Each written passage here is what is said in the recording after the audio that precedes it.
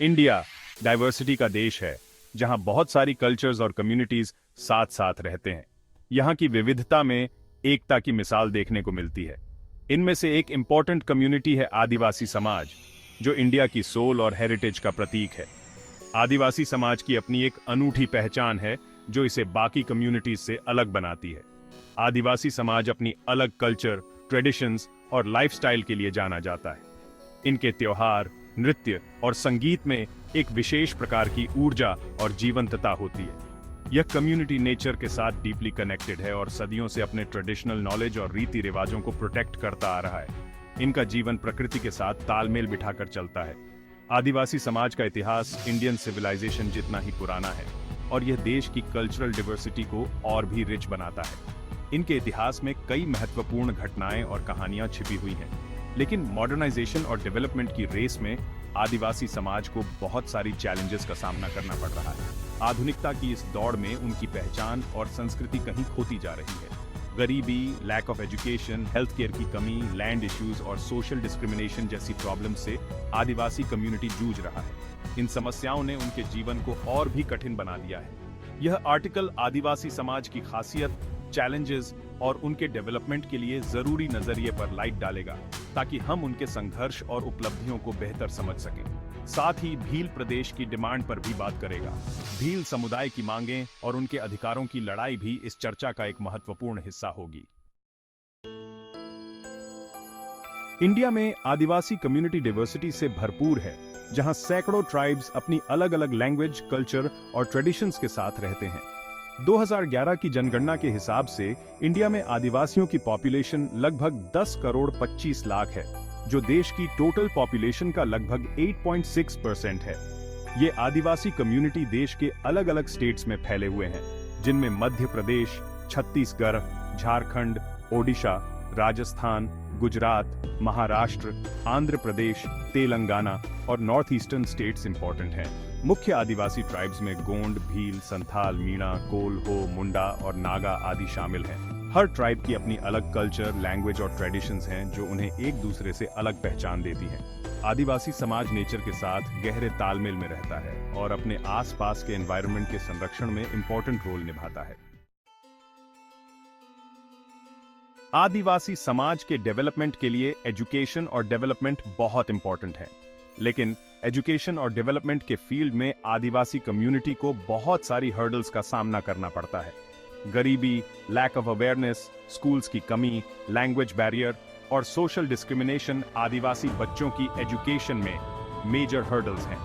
National family health survey NFHS 5 के data के हिसाब से इंडिया में आदिवासी कम्युनिटी में लिटरेसी रेट सिर्फ 57.6% है, जो नेशनल एवरेज 74.04% से बहुत कम है। इसी तरह हेल्थ, एम्प्लॉयमेंट और बेसिक सुविधाओं के मामले में भी आदिवासी कम्युनिटी पीछे है। भील प्रदेश की डिमांड एक लॉन्ग टाइम से चली आ रही डिमांड है, जो भील कम्युनिटी की पहचान, कल्चर और डेवलपमेंट से जुड़ी है।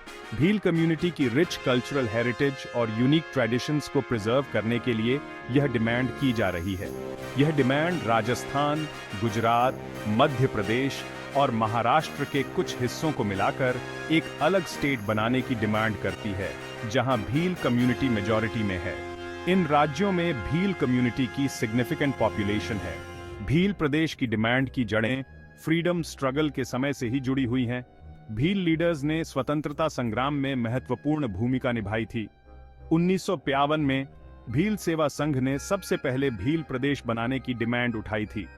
यह संगठन भील कम्युनिटी के वेलफेयर और राइट्स के लिए काम करता है। इसके बाद अलग अलग भील ऑर्गेनाइजेशंस ने समय समय पर इस डिमांड को लेकर मूवमेंट्स चलाए हैं। इन मूवमेंट्स का उद्देश्य भील कम्युनिटी के अधिकारों की रक्षा करना और उनकी आवाज को बुलंद करना है। भील कम्युनिटी का मानना है कि एक अलग स्टेट बनने से उनकी कल्चर, लैंग्वेज और ट्रेडिशंस का संरक्षण हो सकेगा और उन्हें डेवलपमेंट के इक्वल अपॉर्चुनिटीज मिलेंगे। इससे उनकी इकोनॉमिक और सोशल कंडीशंस में सुधार होगा। लेकिन भील प्रदेश की डिमांड को लेकर पॉलिटिकल और एडमिनिस्ट्रेटिव लेवल पर अभी तक कोई ठोस पहल नहीं हुई है। भील कम्युनिटी को उम्मीद है कि उनकी आवाज सुनी जाएगी और उनकी मांगों पर विचार किया जाएगा। सेक्शन 5, भील पहचान, संस्कृति, भाषा और विकास। भील प्रदेश की डिमांड के पीछे भील कम्युनिटी की अपनी अलग पहचान, कल्चर, लैंग्वेज और डेवलपमेंट की एस्पिरेशंस हैं। ये एस्पिरेशंस उन्हें एकजुट करती हैं और उनके संघर्ष को एक दिशा देती हैं। भील कम्युनिटी की अपनी समृद्ध कल्चर, ट्रेडिशंस, रीति रिवाज और लैंग्वेज है जो उन्हें अदर कम्युनिटीज से अलग पहचान देती है। उनके फेस्टिवल्स, डांसेस और रिचुअल्स उनकी रिच हेरिटेज को दर्शाते हैं। भील लोग अपनी लैंग्वेज बोलते हैं जिसे भीली लैंग्वेज कहा जाता है। यह लैंग्वेज उनकी आइडेंटिटी का एक महत्वपूर्ण हिस्सा है और इसे पीढ़ी दर पीढ़ी सिखाया जाता है। लेकिन भीली लैंग्वेज को अभी तक संविधान की 8वीं अनुसूची में शामिल नहीं किया गया है, जिसके कारण भील कम्युनिटी को अपनी लैंग्वेज और कल्चर के संरक्षण में प्रॉब्लम्स का सामना करना पड़ रहा है। यह रिकॉग्निशन उनके लिए बहुत महत्वपूर्ण है। भील कम्युनिटी का मानना है कि एक अलग स्टेट बनने से उनकी लैंग्वेज और कल्चर का संरक्षण हो सकेगा और उन्हें अपनी लैंग्वेज में एजुकेशन और एम्प्लॉयमेंट के अपॉर्चुनिटीज मिलेंगे। ये उनके बच्चों के भविष्य के लिए भी महत्वपूर्ण है। इसके अलावा भील कम्युनिटी का मानना है कि एक अलग स्टेट बनने से उनके एरिया का डेवलपमेंट होगा और उन्हें गरीबी, लैक ऑफ एजुकेशन, अनएम्प्लॉयमेंट जैसी प्रॉब्लम्स से छुटकारा मिलेगा। यह उनके जीवन स्तर को सुधारने में मदद करेगा और उन्हें एक बेहतर भविष्य की ओर ले जाएगा। सेक्शन 6, मांग के विरोधी स्वर, आलोचना और तर्क। जहां एक तरफ भील प्रदेश बनाने की डिमांड को लेकर भील कम्युनिटी में ज्यादातर लोग अग्री करते हैं, वहीं दूसरी तरफ इस डिमांड को लेकर कुछ विरोध और आलोचना भी होती रही है। कुछ लोगों का कहना है कि एक अलग स्टेट बनने से देश की एकता और अखंडता के लिए खतरा पैदा हो सकता है। उनका मानना है कि यह डिमांड रीजनलिज्म को बढ़ावा देगी और देश में अलगाववाद को बढ़ावा देगी। इसके अलावा कुछ लोगों का यह भी कहना है कि भील प्रदेश बनने से देश में पहले से ही मौजूद रीजनल इम्बैलेंस की प्रॉब्लम और बढ़ेगी। सेक्शन 7, आदिवासी विकास के लिए दृष्टिकोण, एक नजर। आदिवासी कम्युनिटी के डेवलपमेंट और उनकी पहचान के संरक्षण के लिए एक मल्टी डिमेंशनल अप्रोच की जरूरत है जो education, health, employment, land rights और कल्चरल संरक्षण जैसे इंपॉर्टेंट पहलुओं पर फोकस करे। सरकार को आदिवासी एरियाज में अच्छी क्वालिटी एजुकेशन और हेल्थ केयर सर्विसेज उपलब्ध करानी चाहिए। आदिवासी बच्चों को स्कूल जाने के लिए इनकरेज करने के लिए स्पेशल स्कॉलरशिप प्रोग्राम्स और रेजिडेंशियल स्कूल्स बनाए जाने चाहिए। साथ ही आदिवासी विमेन के लिए लिटरेसी प्रोग्राम्स चलाए जाने चाहिए और उन्हें वोकेशनल ट्रेनिंग दी जानी चाहिए। सेक्शन 8, शिक्षा और स्वास्थ्य प्रगति की कुंजी।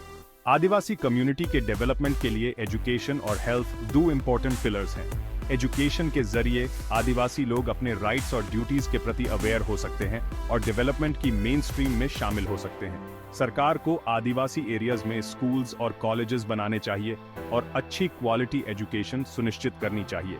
इसी तरह आदिवासी लोगों को बेहतर हेल्थ सर्विसेज देने की जरूरत है। सरकार को आदिवासी एरियाज में हॉस्पिटल्स और हेल्थ सेंटर्स बनाने चाहिए और यह सुनिश्चित करना चाहिए कि आदिवासी लोगों को समय पर और अफोर्डेबल हेल्थ सर्विसेज मिले। सेक्शन 9, आर्थिक सशक्तिकरण, आत्मनिर्भरता की ओर। इकोनॉमिक एम्पावरमेंट आदिवासी डेवलपमेंट का एक इंपॉर्टेंट पहलू है। आदिवासी लोग ट्रेडिशनली एग्रीकल्चर और फॉरेस्ट प्रोडक्ट्स पर डिपेंडेंट रहे हैं। सरकार को आदिवासी फार्मर्स को बेटर सीड्स, फर्टिलाइजर्स और इरिगेशन फैसिलिटीज देनी चाहिए ताकि वे अपनी इनकम बढ़ा सकें। इसके अलावा आदिवासी एरियाज में कॉटेज इंडस्ट्रीज और non agricultural employment opportunities create करने पर ध्यान देना चाहिए। आदिवासी लोगों को स्किल डेवलपमेंट ट्रेनिंग दी जानी चाहिए ताकि वे एम्प्लॉयमेंट अपॉर्चुनिटीज का फायदा उठा सकें। सेक्शन 10, सांस्कृतिक संरक्षण, विरासत को संजोना। आदिवासी कम्युनिटी की अपनी रिच कल्चर, ट्रेडिशंस और लैंग्वेज है। उनकी कल्चर को प्रोटेक्ट और इनकरेज किया जाना चाहिए। सरकार को आदिवासी आर्ट, म्यूजिक, डांस और क्राफ्ट्स को बढ़ावा देने के लिए पहल करनी चाहिए। आदिवासी लैंग्वेजेस को प्रोटेक्ट करने के लिए स्टेप्स उठाए जाने चाहिए और उन्हें स्कूल्स में पढ़ाया जाना चाहिए। आदिवासी त्योहारों और मेलों को इनकरेज किया जाना चाहिए क्योंकि वे उनकी कल्चर और ट्रेडिशंस को जिंदा रखते हैं। सेक्शन 11, निष्कर्ष, एक समावेशी भविष्य की ओर। आदिवासी कम्युनिटी इंडिया की कल्चरल डाइवर्सिटी और हेरिटेज का इंपॉर्टेंट हिस्सा है। उनके डेवलपमेंट और वेलबीइंग को सुनिश्चित करना हमारी कलेक्टिव रिस्पॉन्सिबिलिटी है। एजुकेशन, हेल्थ, एम्प्लॉयमेंट और कल्चरल संरक्षण जैसे एरियाज में इन्वेस्ट करके हम एक ऐसे इंक्लूसिव इंडिया का निर्माण कर सकते हैं जहां आदिवासी कम्युनिटी भी डेवलपमेंट और समृद्धि में बराबर का हिस्सा हो। आदिवासी इश्यूज के प्रति सेंसिटिविटी और उनके राइट्स के लिए रिस्पेक्ट के साथ हम एक न्याय संगत और समृद्ध समाज बना सकते हैं।